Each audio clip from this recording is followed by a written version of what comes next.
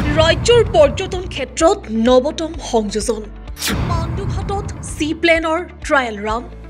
Messrs D হাভিলেণ্ড কানাডাৰ সহযোগত সি প্লেনৰ পৰীক্ষণ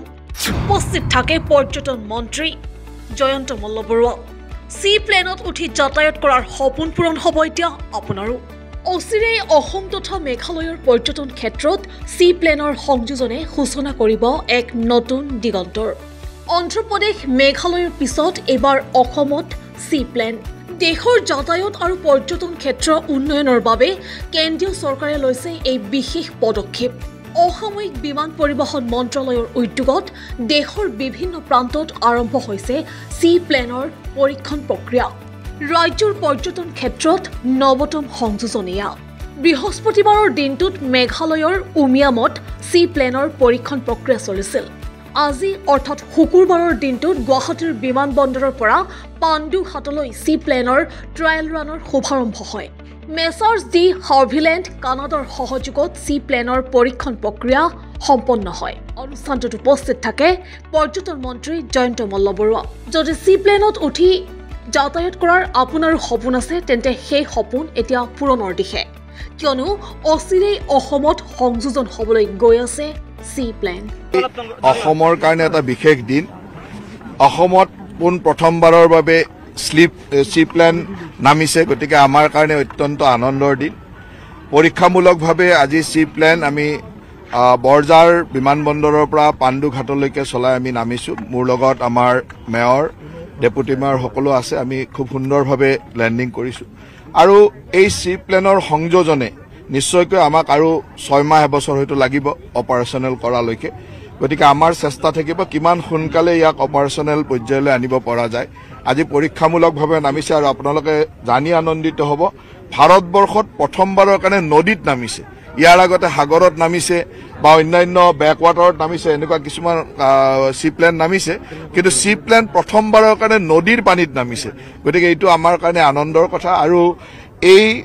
পৰীক্ষামূলক যেটা সফল হল মই ভাবো যে অসমৰ যোগাযোগ ব্যৱস্থা আৰু পৰ্যটন ক্ষেত্ৰখনৰ এটা ডাঙৰ সংযোজন আজি এই সি প্লেন যদি আমি ভৱিষ্যতলৈ কাজিৰঙা উমৰাংচু মাজুলী ডিব্ৰুগড় ইত্যাদিলৈ চলাব পাৰো অসমৰ গোটেই যাতায়াত ব্যৱস্থাটো বা পৰ্যটন ক্ষেত্ৰখন বহুখিনি একেলগে আগবাঢ়ি যাব সেইকাৰণে মই অত্যন্ত আনন্দ অনুভৱ কৰিছো আমাৰ ট্ৰান্সপোৰ্ট ডিপাৰ্টমেণ্ট আৰু পৰ্যটন বিভাগ দুইটাকে ধন্যবাদ দিছো যে খুব সুন্দৰভাৱে এই সি প্লেনৰ লেণ্ডিং কৰিলে আৰু ইয়াৰ লগত জড়িত সকলোকে মই ধন্যবাদ জ্ঞাপন কৰিছো নিশ্চয়কৈ জীৱনত প্ৰথমবাৰ সি প্লেনত উঠিছো এইকাৰণে আনন্দ অনুভৱ কৰিছো আৰু খুব সুন্দৰ ইয়াত কোনো চিন্তা কৰিবলগীয়া নাই আৰু খুব সুন্দৰভাৱে আমি এয়াৰপৰ্টৰ পৰা আমাক 5-7 মিনিট লাগিছে মেক্সিমাম গতিকে একেবাৰে কম সময় আৰু তাৰ আগতে লেণ্ডিঙৰ আগত ব্ৰহ্মপুত্ৰৰ ওপৰত এপাক দুপাক ঘূৰাইছে গতিকে চাইও ভাল লাগিছে আৰু খুব সুন্দৰ এটা আৰু ওপৰৰ পৰা যিটো ভিউ এই ভিউটো সঁচাকৈ খুব মনোমোহা ভিউ ইয়াতো বহুত বেছি খৰচী নহয় কিন্তু আমাৰ কাৰণে বিশেষকৈ অসমৰ দৰে ৰাজ্য এখনৰ কাৰণে য'ত যথেষ্ট পৰিমাণে ৱাটাৰ বডি আছে আৰু প্ৰত্যেক টুৰিষ্ট ডেষ্টিনেশ্যনৰ ওচৰত খুব সুন্দৰ সুন্দৰ ৱাটাৰ বডি আছে আৰু সেইকাৰণে মই ভাবো যে অসমত সি প্লেনৰ ছাকচেছফুল হোৱাটো অসমৰ ভৱিষ্যতৰ পৰ্যটন উদ্যোগ আৰু অসমৰ যোগাযোগ ব্যৱস্থাৰ কাৰণে এটা অত্যন্ত নতুন সংযোজন আৰু অত্যন্ত সুদূৰ প্ৰসাৰী সংযোজন এই সি প্লেন আহিলে যিকোনো ঠাইত আপোনাৰ নমাৰ সুবিধা থাকিব নিশ্চয়কৈ কাৰণ ৱাটাৰ বডি থকা ঠাইত যিকোনো জলাশয় থকা ঠাইত আমি নামিব পাৰিম গতিকে আজি ইয়াৰ পৰা কাজিৰঙালৈকে গৈ কাজিৰঙাৰ ব্ৰহ্মপুত্ৰত নামি যিটো সৌন্দৰ্য দেখা যাব বা ইয়াৰ পৰা মাজুলীলৈকে যোৱা ইয়াৰ পৰা উমৰাংচুলৈকে যোৱা কিছুমান এনেকুৱা ডেষ্টিনেশ্যন অসমত আছে যিবিলাকে এনেকুৱা ধৰণৰ জলাশয়ৰ পাৰতে আছে আৰু জলাশয়ৰ জৰিয়তে যদি আমি যোগাযোগ কৰিব পাৰোঁ কাৰণ ইয়াৰ পৰা কাজিৰঙালৈ হয়তো 15-20 মিনিটতে পাব ইয়াৰ পৰা উমৰাংচু আধা ঘণ্টাৰ ভিতৰত পাব গতিকে ইমান কম সময়ৰ যোগাযোগ আৰু ক'ব গ'লে অন্যান্য বাহনতকৈ খৰচো কমিব গতিকে মই ভাবো যে ইয়াৰ সংযোজনে অসমৰ পৰ্যটন ক্ষেত্ৰত এটা আমূল পৰিৱৰ্তন আনিব আপুনি ইতিমধ্যে কাজিৰঙা উমৰাংচুৰ কথা উল্লেখ কৰিছে গতিকে এই সমূহ স্থানত পৰীক্ষণ চলোৱা কিবা সম্ভৱ এতিয়াতো আমি প্ৰথমবাৰৰ কাৰণে ইয়াত আজি পৰীক্ষামূলক মানে লেণ্ডিং হ'ল তাৰপিছত সকলো ঠাইতে পৰীক্ষামূলক লেণ্ডিং হ'ব আৰু মই সেইকাৰণে কৈছো যে